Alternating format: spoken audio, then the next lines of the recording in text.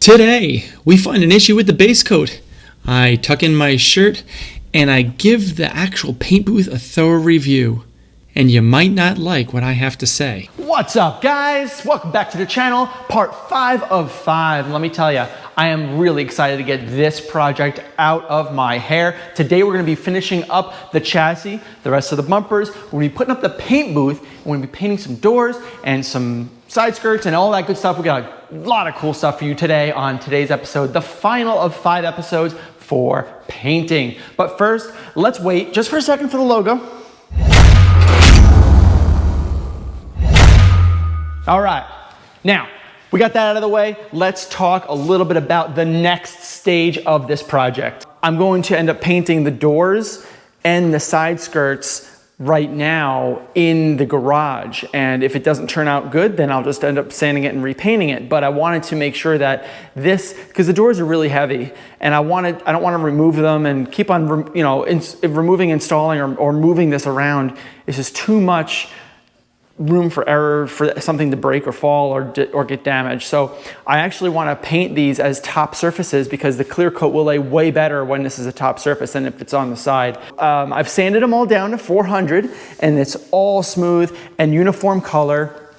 So I want to paint these pieces and then see how everything turns out. And hopefully, if it does turn out okay, then I've kind of proven that you don't absolutely need a booth to paint your parts. You just need good evacuation of fumes and minimal dust on the floor.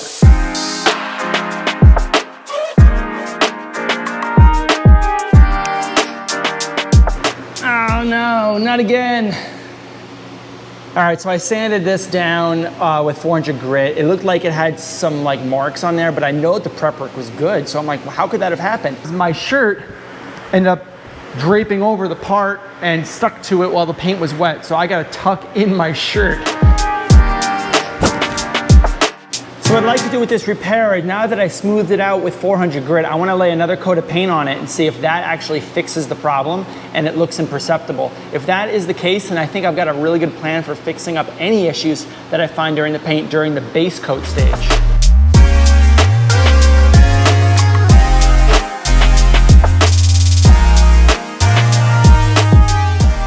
All right, second coat of base has been applied and it's been sitting for about 10 minutes. And you can see that looks much better, although, yeah, there you go, much better. Yeah, so that was what it was. I was able to fix it pretty easily. Second coat of base is applied, pretty good coverage.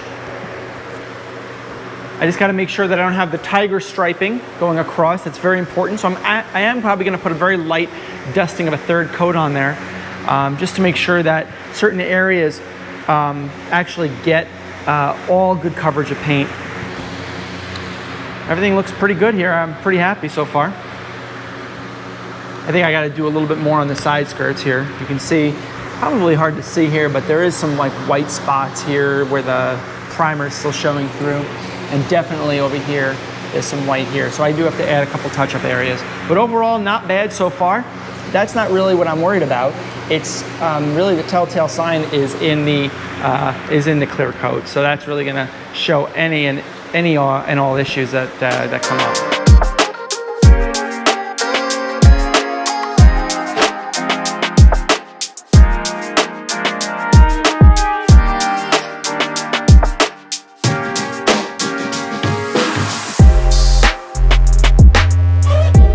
All right, 2 coats, waiting on a third.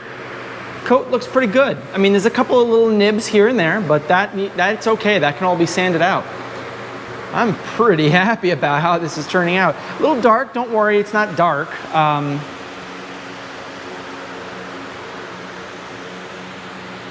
Let's check out the fender here. There we go. How's that, huh? Not bad. See the reflection there and the reflection there.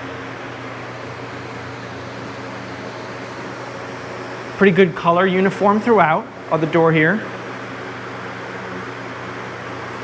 Pretty good color. I got another nib right there. But overall, I'm pretty happy with how this is all turning out. Very, very happy. Okay, so let's sum up where we're at with this project. as we conclude this part 5 video of 5. I'm not gonna go into a 6th, so don't worry. Here we are. We got our doors done. As you can see, some of those nibs, I ended up sanding it down. I gotta polish it all back up. I got both of the side skirts done, the rear CSI, the fender. I got the mirrors done. Look at these mirrors. Oh my gosh.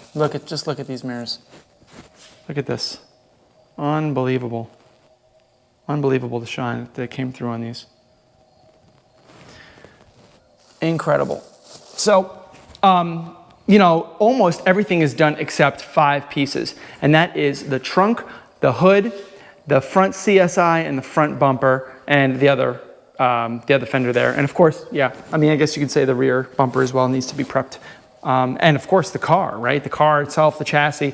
But the chassis is nothing more than just the quarter panels and the roof. That's all the chassis is at this point. It's almost nothing, really. So I'm not really too concerned about it. But I do need to prep this, and that includes final sanding down to 400 grit and getting these parts ready for paint. And we're gonna be doing this in the paint booth in a matter of minutes. So I wanna do all of the prep work, and then we'll start getting the booth set up, the garage clean, the booth set up, and then we'll get into the actual painting and concluding this, this section of the project.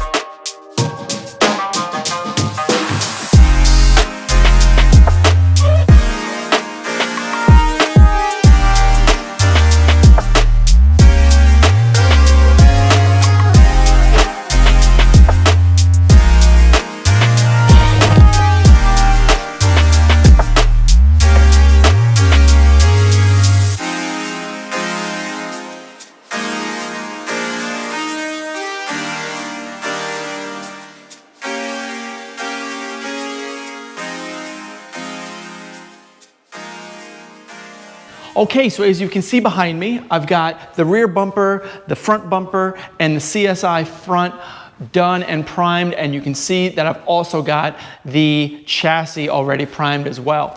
I had to reprime it because I found issues and I found tiger striping in the primer and the paint, and I wanted to fix all that. So now that I have everything basically reprimed, I got overspray on stuff, and that's okay to get overspray because I'm gonna end up painting the chassis as you see it here, blue. Right, I'm going to be repainting the whole thing in the booth. So I'm not really too worried about overspray because wherever there was white overspray, there's going to be blue overspray. So all I have to do now is basically sand everything back down, which is going to be pretty easy since I fixed all of the bodywork issues. It's just a matter of scuffing the surface, and then it's ready for paint. So I'm not going to bore you with those details. I am going to start setting up the booth. So let's do that right now.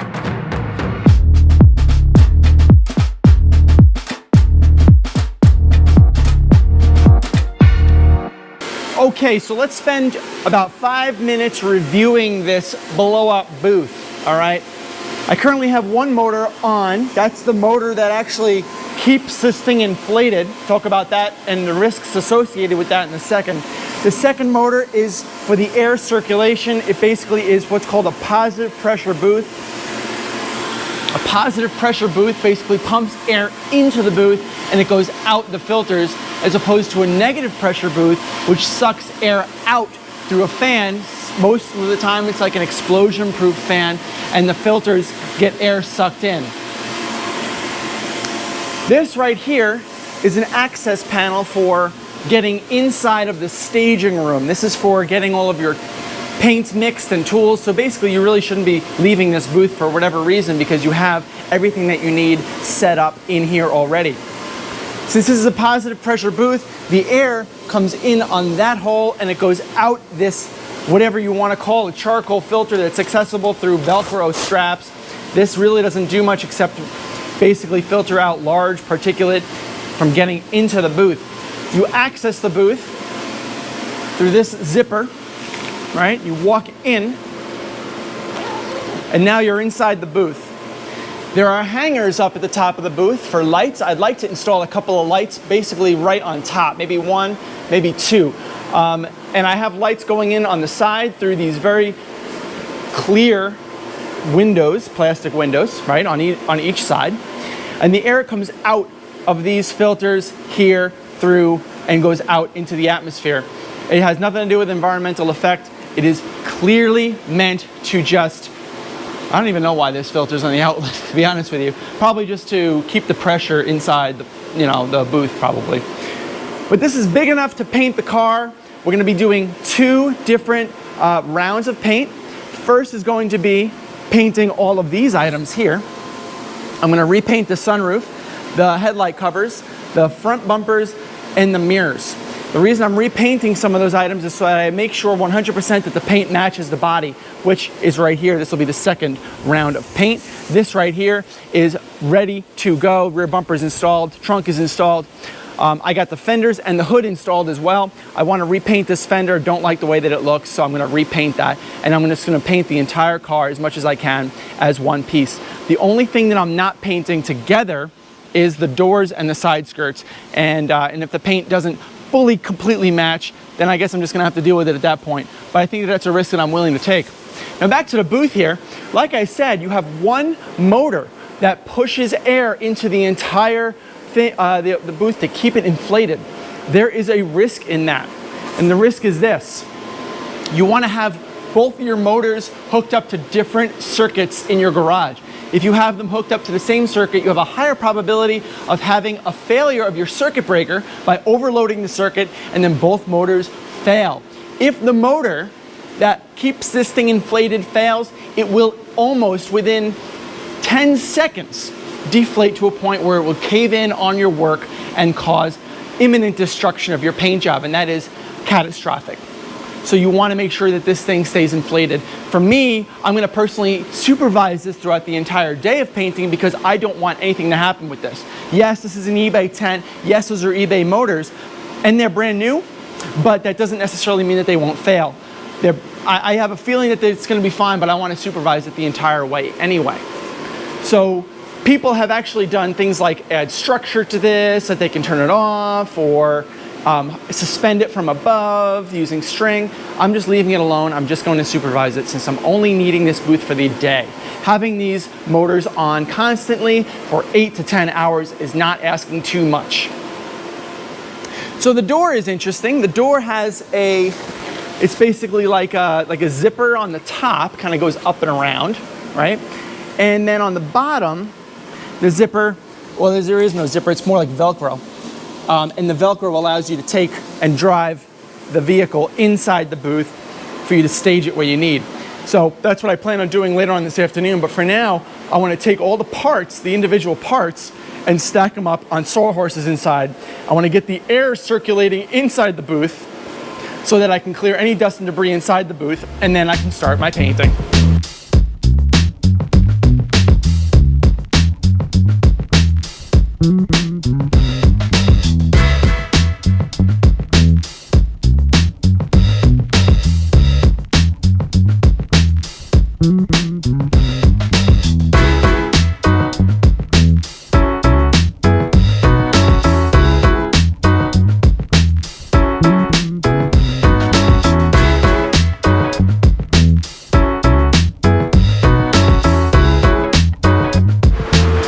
Okay, 3 coats of base, and you can see there's a couple of issues there. There's a little hair there, I guess.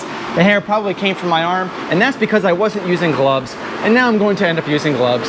So I got another one right there. So I gotta fix those, and then I'm basically ready to lay my first coat of clear. There it is, wet sanded down to 600. Wet sanded down to 600.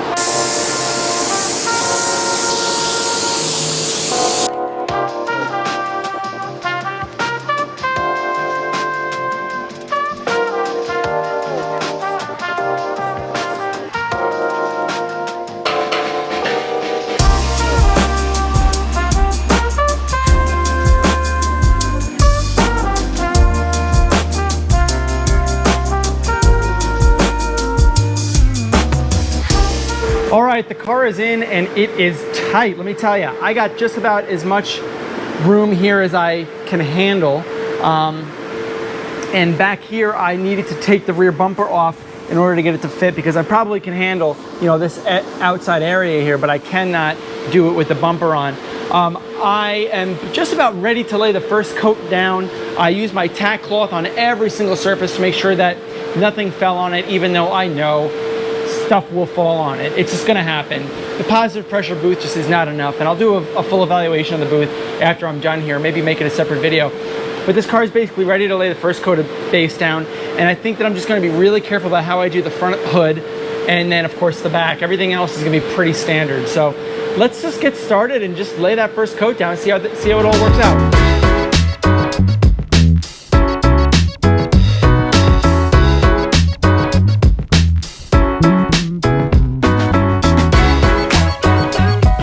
I had to stop halfway through because as I was painting, I saw tons of little fisheye. Now, I'm assuming that was because the car was sitting outside, and that really freaked me out. As I'm painting more and more, I'm seeing more and more fisheye. And it looked really bad before, but it doesn't look so bad now. But look at that, right? So I took a little spot here. I took a second. You could see it all in there. I took a second, let it dry, and then I painted a second coat over it. And you can see that the second coat is a lot nicer. It actually covered a lot of that old fisheye. So I'm actually gonna try to paint over this and see how it'll look.